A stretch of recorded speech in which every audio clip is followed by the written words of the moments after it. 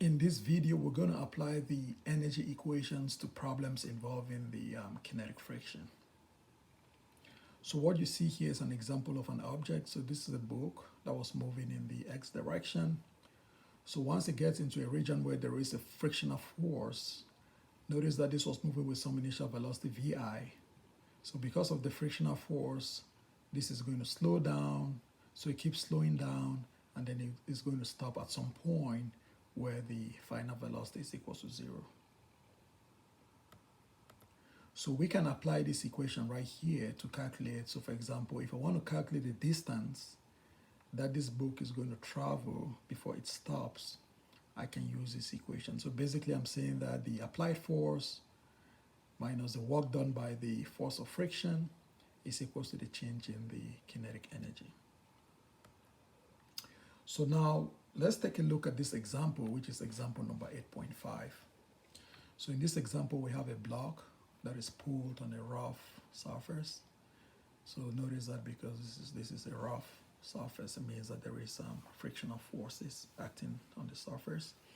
So it tells us what the mass of the block is 6.0 kilograms, and it's going to start from rest. And this is being pulled with some applied force that is 12.0 newtons. So for part A in the problem, it's going to ask us to calculate the speed of the block after it has moved the distance of 3.0 meters. And then it also gives us what the coefficient of kinetic friction is 0.15.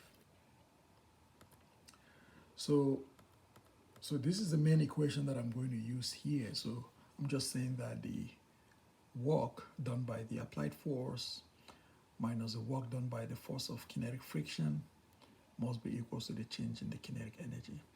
So for me to calculate this final velocity, I need to first of all calculate what the frictional force is. So again, we know that if you look at the forces acting on the system, this is the applied force, this is the normal force, which is just equals to the m times g, and there is a frictional force. So the normal force is equals to m times g. Frictional force is given by the coefficient of kinetic friction times the normal force is given by this quantity right here. And so if I just go in here and plug in the value of the force of kinetic friction, so we have the applied force, which is force times distance, minus the force of friction times distance. So this is the applied force, so work done by the applied force minus the work done by the kinetic friction is equal to the change in kinetic energy. So notice that the initial kinetic energy is 0 because we're told that it starts from rest. So rearranging this equation, I can calculate my final velocity. So here the distance here, d, is just equal to delta x. So if you substitute that, you get this final equation. If you substitute everything, you end up with a velocity that is 1.8 meters per second. Now for part B, let's suppose that the applied force is applied to some angle, theta, and then it's going to ask us at what angle should the force be applied to achieve the largest possible value of the speed at the point 3.0 meters. So to solve this, we notice that in this example now, the applied force is not just pointing in the x direction, but this is a vector that is pointing at some angle. So it means that we can take this force and break it into x and y components. So notice that also because this force is applied to some angle, in this case, my normal force is not just equals to m times g. So I need to calculate what my normal force is. So basically, so the first thing that you want to do is to calculate your normal force. So again, if you just say that the normal force plus f sine theta minus m times g is equal to 0, so solving that, you get your normal force is equal to mg minus the applied force, the magnitude of the applied force times the sine of the angle. And so I can substitute that value into this equation here to calculate the final kinetic energy. So again, notice that the initial kinetic energy is 0 because it starts from rest.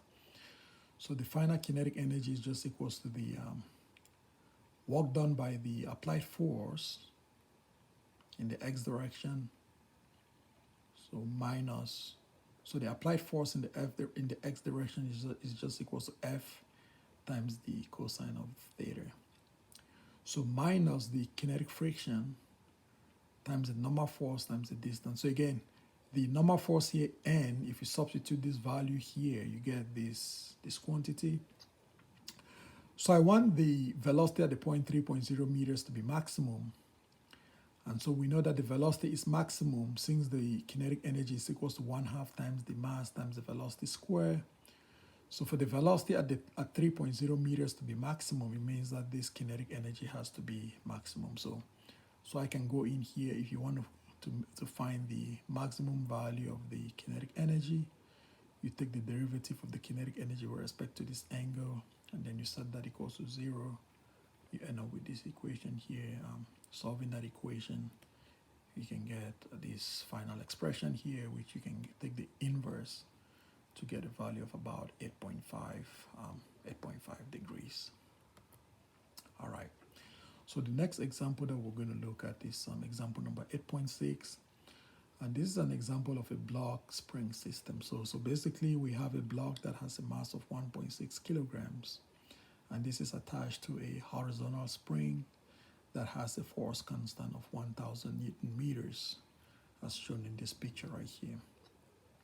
So it tells us that the spring is being compressed. So you start from here, you compress it by this distance right here to 2.0 centimeters, and then it's going to ask us to calculate the speed of the block as it passes through the equilibrium position at the point x equals to 0 if there is no force of friction.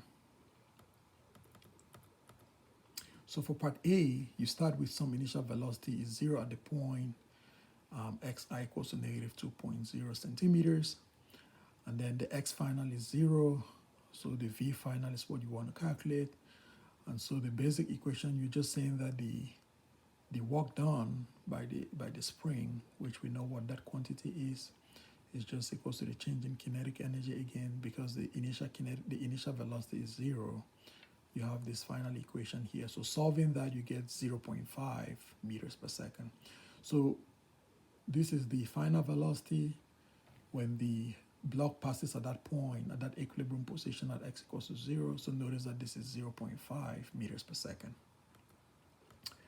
Now, if we solve the same problem, but this time around, we assume that there is a frictional force.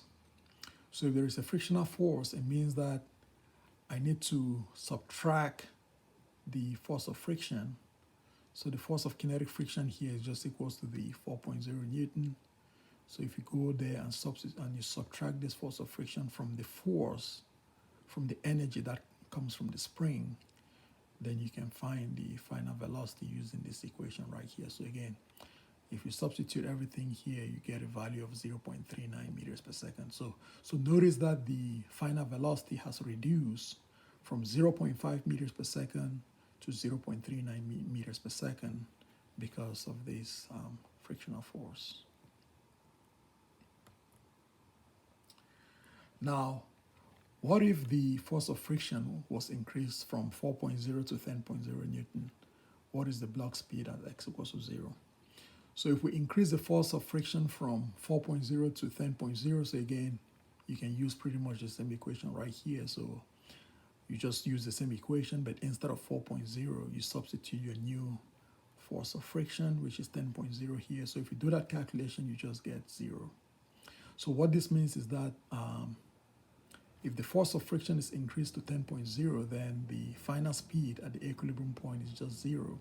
So this means that all the potential energy supplied by the spring has been expended to overcome friction as the block slides to the equilibrium point at x equals to 0. So again, the final velocity is just going to be equal to 0 because all the energy is being wasted to overcome the force of friction. All right, so now let's look at the problem here that has an incline. So there is an incline here at some angle, 30 degrees.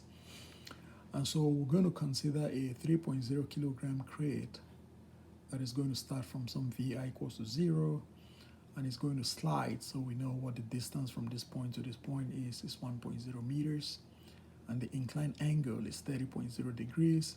So this is going to slide from some initial height. So the height from here to here is 0.5 meters. Now, it tells us that there is some force of friction on this inclined surface here, which is 5.0 Newton. So use energy methods to calculate the speed of the crate at the bottom of the ram. So because we want to use the energy equations to solve these problems, so basically, again, we're just saying that the change in the kinetic energy plus the change in the potential energy plus the contribution that comes from the force of friction is equal to 0. So again, if you rewrite this equation here, you're just saying that the change in the kinetic energy is just equals to the potential energy, which is m times g times yi, minus the work done by the force of friction. So again, you can rewrite this equation here to calculate your V final. It's just equals to 2 over m times mg times y initial minus the force of friction. So if you substitute everything, you get a V final that is about 2.54 meters per second. Now, if you want to calculate how far does the crate slide on the horizontal floor if it continues to experience a frictional force of 5.0 Newton.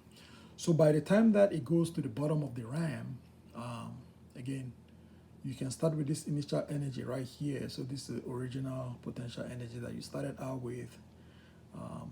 So when the block is at rest, so when it finally stops, the final kinetic energy is 0. And so you just have the force of friction must be equal to that initial potential energy. So if you solve that problem there, you get about 2.94 meters. So this is the distance that is going to travel on the horizontal floor before it finally comes to rest. Now, so in this problem here, so we can ask ourselves that what happens when I change the, so when I make the ramp to be longer. So instead of having a ramp that is 30 degrees, I'm going to make it to be 25 degrees and keep the same height. So if you make it to be 25 degrees and keep the same height, then you're going to notice that the distance d is just going to be 1.18 meters. And if you substitute that into the final velocity, you get a value that is 2.42 meters per second. So basically you've reduced what the final velocity is by reducing the angle of the ramp and increasing the distance over which the block is going to travel. All right. So now we're going to look at example number 8.8, which is an example of a block spring collision system. So here we have a block and a spring. And so this is the spring at the point x equals to 0. So this block is going to move in the x direction. It's going to collide with the spring. It's going to compress the spring and transfer energy to that spring at this point right here. So we're going to say that assuming that the surface, that there is no force of friction, calculate the maximum compression of the spring after the collision. So for part A, we're just going to write down, so we have this, so we're just saying that the change in the kinetic energy of the block must be equal to the gain in the potential energy of the spring. And so if you rearrange that equation here, we can calculate X max as 0.15 meters. Now, suppose that there is a constant force of kinetic friction that acts between the block and the surface. And if the speed of the block at the moment it collides with the spring is equal to 1.5 meters per second, what is the maximum compression at that point? So again, we can apply the same energy equations right here, but the only difference here is that we need to add these contributions right here. So again, you have the change in the kinetic energy plus the change in the spring energy plus the contribution that comes from the force of friction is equal to 0. So if you solve that equation right there, you can get the final x value. If you do the math, you get x equals to 0.092 meters or x equals to negative 0.002 0.25 meters. So again, we keep just the positive value because we're calculating the compression of the spring.